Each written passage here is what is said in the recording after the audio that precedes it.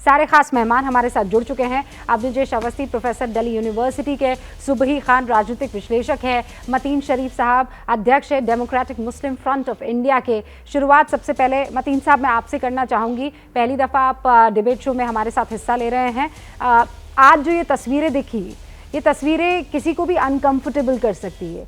ये तस्वीरें एक हिंदुस्तानी को दुखी कर सकती है, क्योंकि हिंदुस्तान के जो दुश्मन हैं वो तो यही चाहते हैं जो इस वक्त हो रहा है।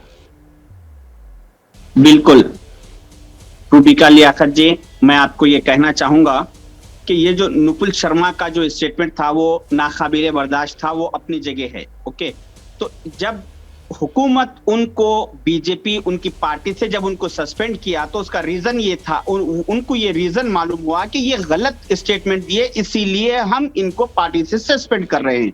तो जब वो पार्टी से सस्पेंड कर चुके तो उसके बाद जब उनके ऊपर एफआईआर हुआ तो इमीडिएट चाहिए कि पुलिस को उनको अरेस्ट करे। ये जितने भी इंडिया में प्रोटेस्ट हो रहे हैं उन सारे प्रोटेस्ट करने वालों का एक ही डिमांड है कि नुपुर शर्मा को अरेस्ट कीजिए। तो बीजेपी गवर्नमेंट इसको अरेस्ट नहीं करके क्या मैसेज देना चाह रही है, ये आपको समझना चाहिए। इसको अगर ये नुपुर शर्मा को अरेस्ट हो गया तो अपने आप सारे प्रोटेस्ट खत्म हो जाएंगे, और ये जो प्रोटेस्ट में आगजनी और पत्थरबाजी होती है वो सारे लोगों का मंशा नहीं होता, उसमें कुछ 2, 4, 5, 10 लोगों की ये गलती होती है, वो गलत है। 5-10 लोगों की गलती नहीं है ना मतीन शरीफ साहब, 5-10 लोगों की होती तो मैं उनका नाम लेकर और बता देती। यहाँ 500-500 की भीड़ दिखाई दे रही है, हजारों की तादाद में नमाज के बाद छोटे छोटे बच्चे हाथ में पत्थर, इसको प्रोटेस्ट का नाम आप कैसे दे सकते हैं?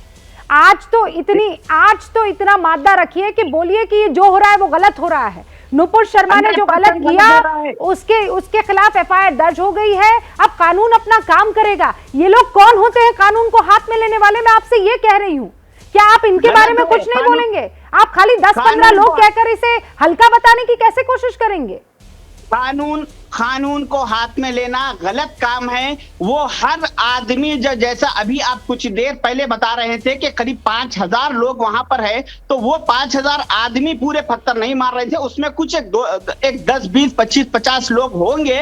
मगर हुकूमत को चाहिए कि इमीडिएट जब एफआईआर हुआ तो अरेस्ट अगर कर दिए तो उसके बाद बात ही खत्म हो जाएगी, उसके बाद ये पूरा हंगामा नहीं होगा, पूरा हमारा मुल्क अमन और शांति में आ जाएगा। इस अमन और शांति पत्थरबाजी से नहीं हो सकती है। मतीन साहब प्लीज आज की तारीख में इन लोगों को आप डिफेंड करने की कोशिश मत कीजिए। ब्लैकमेलिंग है, ये ब्लैकमेलिंग है कि जब तक हम जो चाहें वो नहीं होगा तो हम पत्थर बरसाएंगे खाकी वर्दी पर।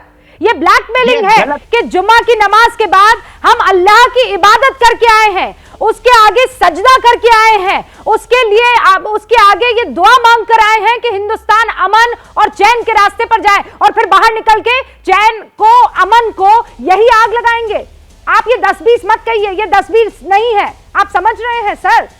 आप अगर इनको बचाएंगे तो गलत होगा।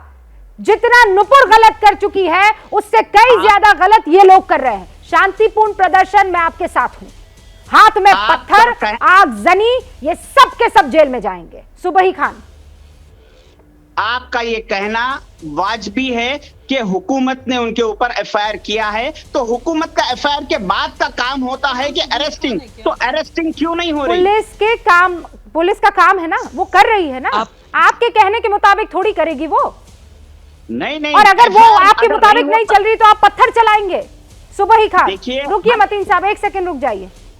सुबही खान जी मतीन साहब का ये कहना है कि अगर नुपुर की गिरफ्तारी हो जाएगी तो ये तथाकथित प्रोटेस्ट खत्म हो जाएंगे।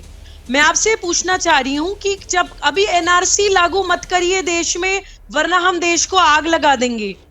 नागरिकता कानून मत लाइए, सीए किसी पार्लियामेंट के द्वारा किसी एक्ट में अमेंडमेंट भी मत करिए, वरना हम देश को आग लगाएंगे। कब तक आप पूरी सिटीज को होस्टेज बनाते रहेंगे भाई? बहुत अच्छा बोला है रूबिका ने कि this is clear cut blackmailing. आज नुपुर है, कल सीए था, परसों एनआरसी था, विषय बदलते रहेंगे लेकिन ये पैटर्न सेम रहेगा कि आपको अपनी किसी मांग तो छोड़िए, अगर आपको कोई अराजक तत्व आके भड़का भी देंगे तो आपकी हठधर्मी इस कदर बन गई है कि आप सड़कें जाम कर देंगे, आप प्रदेशों को आग लगाना शुरू कर देंगे, आप देश को गालियां देना शुरू कर देंगे, और आप देशवासियों के सर कलम करने की जो है धमकियां देना शुरू कर देंगे। अभी मैंने एक पोस्टर देखा Rubika, I was shock to see कि भारत में हमने ऐसा दृश्य कभी नहीं देखा था कि नुपुर का एक पुतला बनाकर उसको बीच चौराहे पर फांसी लगा के टांगा गया है। ये क्या है? क्या ये प्रोटेस्ट है? ये सीधा सीधा आतंकवाद है। किसी को आप टेरराइज कर रहे हैं। किस डर में जी रही होगी वो लड़की? ठीक है, गलती हुई, गलती की माफी होती है। गलती के लिए सर तन से जुदा नहीं किया जाता है। उससे गलती हुई, उसने माफी मांगी, उसको पार्टी ने निष्कासित कर दिया। और क्या चाहते हैं आप लोग? मैं मुस्लिम समाज के प्रबुद्ध लोगों से यह अपील करना चाहती हूँ रूबिका कि हम लोग मनन करें। क्या पैगंबर मोहम्मद सल्लल्लाहु अलैहि वसल्लम अपनी बेअदबी करने वालों के साथ ऐसा बिहेवियर करते थे? उनके ऊपर कूड़ा फेंकने वाली औरत अगर बीमार होने के कारण एक दिन कूड़ा नहीं फेंक पाई तो वो जाकर उसकी तबीयत पूछने जाते थे। हजरत अली के सर पे जिसने तलवार से हमला किया था, उन्होंने जख्मी हालत में कहा था कि जाकर मेरे कातिल को शरबत पिलाओ। आप उस इस्लाम को रिप्रेजेंट करते हैं भाई। ये संस्कार कौन दे रहा है आपको? कौन सिखा रहा है ये? और कौन सा इस्लाम है ये? आपको समझ नहीं आ रहा है कि पीएफआई जैसे आतंकवादी संगठन जो कोई भी को है घेरने के लिए कर रहे हैं। एब्सोल्युटली, ये जो कोई भी है ये बहुत प्लान तरीके से इनको उकसा रहा है, बरगला रहा है, डरा रहा है, और उसकी तस्वीर यहाँ पर दिख रही है। मेहताब उस्मानी साहब भी हमारे साथ है और प्रोफेसर साहब भी, अबनिजेश साहब भी हमारे साथ हैं। मेहताब साहब, ये तस्वीरें मैं आप थोड़ा देरी से हमारे साथ जुड़े हैं, लेकिन जो काम पुलिस को करना है, कानून को करना है, वो होगा। और अगर वो नहीं होगा तो कानूनी तौर पर और डेमोक्रेटिक तरीके से बहुत सारे रास्ते हैं। ये रास्ता कहां तक सही है कि जुमे की नमाज के बाद आप पत्थर फेंकेंगे? देखिए, जी जी जी, देखिए, ये विरोध करना तो संवैधानिक अधिकार है, चाहे वो मुस्लिम हो या कोई भी धर्म का व्यक्ति हो।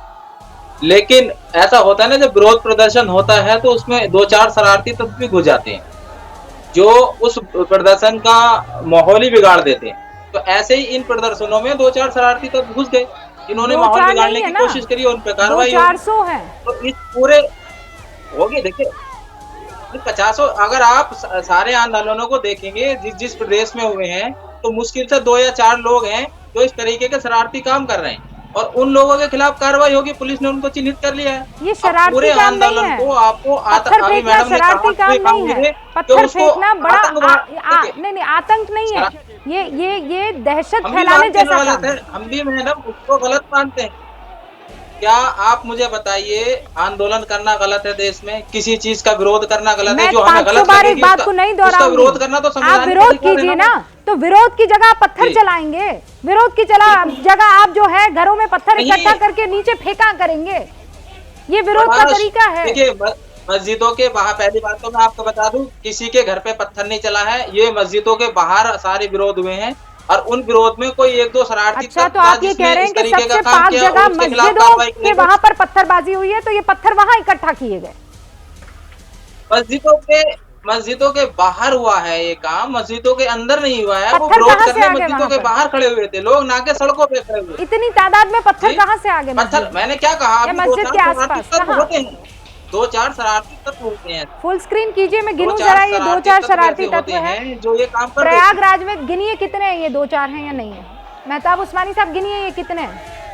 शहर ये हाल है, ये गिनिए आप। प्रयागराज में गिनिए कितने हैं? 2-4 है क्या? ये 2-4 हैं? वो मुझे दिख रहे हैं। आप मुझे ये बताइए कि ये लोग, अरे आप देखिए ना, मैं गिन देती हूँ, मतलब 100 ऊपर तो मुझे दिखाई दे रही। एबीपी न्यूज आपको रखे आगे।